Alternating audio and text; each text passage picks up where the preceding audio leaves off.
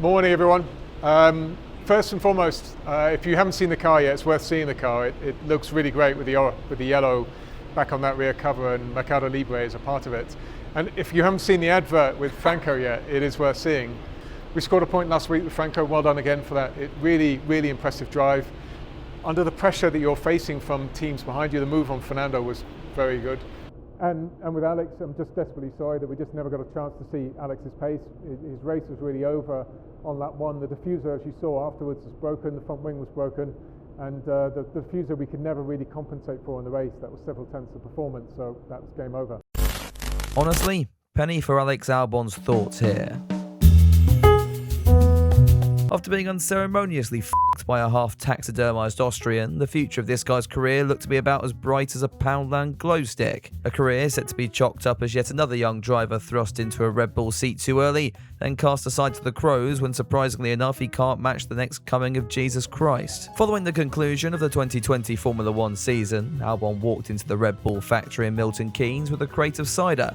He handed these out to workers and signed Christmas cards, only to have Christian Horner call him into his office and reveal he'd just been sacked. At the time, Red Bull called this decision, quote, facts over emotion, which is a far cry from where we are in the present day, despite the facts saying Sergio Perez is shit and the emotions saying we should put him out of his fucking misery. Anyway, while many thought this would be the last we saw of Albon in F1, fate would have other plans, as 10 months later, the English-born Thai would be confirmed in Williams' 2022 lineup alongside Canadian cyborg Nicholas Latifi, in a pairing that had all the buzz of Stephen Hawking being pushed down a flight of stairs. That was a perfect setup for Albon though, who now had no pressure to perform in a team that was still designing their cars through an Office 365 subscription. Despite this, by round 3 of the season in Australia, Alex was back in the points, going from a P20 finish in qualifying to 10th by the checkered flag, before scoring on 2 more occasions that year and finishing a season best 9th at the inaugural Miami Grand Prix. And this doesn't paint the whole picture, as while the FW44 had all the race pace of a euthanized pig,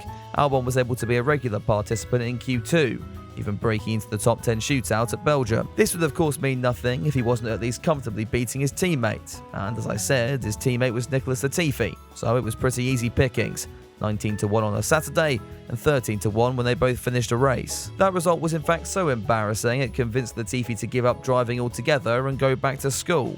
The Canadian replaced for 2023 by Captain America himself, Logan Sargent. It was hoped this fresh blood would revitalise the Williams outfit, the team instead getting a fresh new look every single weekend, in the form of new parts after a Sargent's chassis' average lifespan began to rival that of the Mayfly. Halfway through his sophomore year, his team had finally had enough, replacing the American following the Dutch Grand Prix, by which point Albon had an 100% success rate in qualifying and led Logan 30-4 on race day. Stepping into what was left of the American's car would be young Argentine rookie Franco Colapinto, and from here on, everything began to change.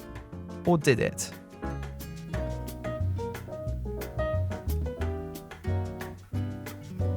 We've had 6 races now to assess Colapinto's start in Formula 1, and from what people are saying, he apparently looks like Senna, Twitter desperately want to f*** him, and he's bloody quick in a race car. We've made that mistake about drivers in the past, but there's no mistaking, Colapinto has certainly made the adjustment from Formula 2 to the top flight series with flying colours, which isn't easy to do at the best of times. Remember, this guy was thrown in mid-season. With Williams so much more under the spotlight then, it's cast a shadow over the results of Alex Albon, who's gone from apparent fan favourite to washed-up waste man who no longer deserves to be in the sport. A sentiment myself and fellow Daniel Ricciardo supporters can all empathise with. Albon didn't appear fazed by his new teammate when the pair first hit the track together at the Italian Grand Prix, a circuit which typically favours the Williams car, given they're the only team yet to make the discovery of downforce. Colapinto's sandy adventure in qualifying wiped him out of Q2 and prevented the world from seeing his true pace. Alex meanwhile made it to Q3 and started Sunday from 9th on the grid. He would retain that spot in the Grand Prix as Colapinto fought back, but ended up just outside of James Vowles' special favour territory and 12th come the flag. The tables would turn a week later in Baku, however, as both cars made it into the final part of qualifying, and Colapinto ended up beating his more experienced teammate on Saturday, though this may have had something to do with his Williams mechanic having a chronic case of brain failure. Alex would overcome this during the Grand Prix, his strategy getting him ahead of Colapinto as the team looked to have their strongest finish of the year, only for Checo and Sainz's last lap lovemaking to make it suddenly even more lucrative. But despite Albon finishing on top yet again, all the talk was around his new teammate, and coming into Singapore, things were really about to swing in the Argentine's direction. Lap 1, Turn 1. And after narrowly being beaten in qualifying, Colapinto executed what can only be described as 0% AI video game tactics as he attempted to dive bomb the field on the race start. This put Franco side by side with Alex Albon, who, having had no exposure to racing a teammate for the last 2.5 years, broke down in floods of tears over the team radio, lambasting Colapinto for apparently doing his job. After Williams retired his car just to shut him up, we got the first taste of the tides changing heading into the next triple header on the calendar. Qualifying in Austin, we see Albon looking over his shoulder both in the metaphorical and literal sense, this spin knocking him out of SQ1, while Colapinto progressed all the way to the top 10 shootout. Neither Williams could score points in the following sprint, nor escape the clutches of the Q1 drop zone on Saturday afternoon.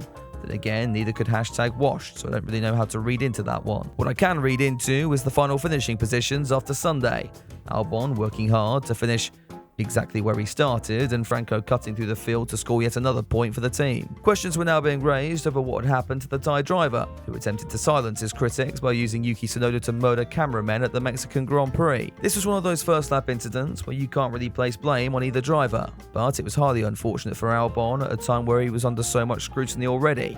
He could simply look back and be thankful that Colapinto wasn't having a fruitful weekend either, because I just made a video on how good he was. That then takes us to Brazil, and God, where do we even start with this one? Albon looked to have the edge back on Colapinto, comfortably out-qualifying the Argentine in the sprint before out-racing him as well, albeit for a grand total of 0 World Championship points. Then of course the heavens opened and Captain Perfect wowed the swooning crowd by rear-ending his Williams in the wall during Q1. Alexander Albon was faring far better, making it all the way to Q3 and finding himself second on the provisional grid when Aston Martin's Fernando Alonso swapped Formula 1 for expressive ballet in the final sector. That could have been the performance which made all the critics riding Colapinto's dick themselves all over the Argentine rookie, except Alex threw it all away, in fairly literal fashion, ripping his own arse to pieces at the first corner. This resulted in a dramatic video statement from Williams with footage which looked like it had been scraped straight from Ground Zero at the World Trade Center, and James Vowles looking like a broken man as he stood in front of his team outlining just how f***ed they were. The damage to Albon's car was too much to repair in time for the Grand Prix, and the team instead very quickly shifted all focus onto Colapinto, who of course thanked their efforts by performing the disassembly process for them under the safety car. That then brings us back to present day. So, what exactly has happened to Alexander Albon? And in a sentence, I don't believe anything at all. If you want to try and argue that Albon has had a competitive teammate at Williams prior to the arrival of Franco Colapinto, then you're clearly high, delusional, Canadian, or a mix of all three. Alex's so-called competition has been about as fierce as a f***ing stuffed animal, one that should have been sent to landfill a long time ago but it's been kept around for sentimental value. Take those two out of the picture and you've got Max Verstappen, who actually, in fairness, is Max Verstappen, and Danny Kvyat. It was also better than Albon, though in Alex's defense, it was his first year in Formula 1. Basically, what I'm trying to say is we really have no clue how good Alex Albon is. What we do know, however, is what happens when we put him under pressure, and the result is Vowles calling up the suicide hotline. Look at Alex's early races in Formula 1. Desperate to make an early impression, and in a team that chews up drivers like an XL bully in a kid's playground, and he proceeds to make his F1 car resemble something like a glorified carbon fibre dildo. Cut to any time his future is mentioned the following year in 2020, Alex bins it in a wall once again, only triggering more pressure from the media and more binning it in a wall. And quite frankly, I think we're seeing that again in the back half of 2024. Next year, we'll see Carlos Sainz transition to be Albon's new teammate at Williams. The Spaniard coming off a career-high year with Ferrari and with a chip on his shoulder.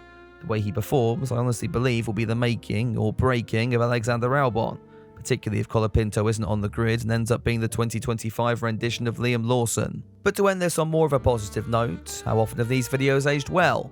Albon had thrashed Colapinto in Mexico quali before his encounter with Tsunoda, and as I said, was running strong in Brazil before spewing excrement all over turn 1. On his day, Alex Albon is a phenomenal Formula 1 driver. After he crashed in China 2019, he fought his way back through the pack and into the points on Sunday. We all know what he's capable of. The signs of redemption are there. It's just a case of whether we'll actually get a chance to see them before it's too late. Let me know what you think on Albon down in the comments below and over on the poll on my community page. And if you enjoyed the video and are new here, why not consider subscribing? I make videos on these whenever I can be asked, so do me and the algorithm a favour by clicking on that big red button down below. Thanks also to the patrons and members who get early access to content like this, and if that sounds interesting to you, then head down to the links in this video's description. I'll be back soon with another one, but until then, have a good one.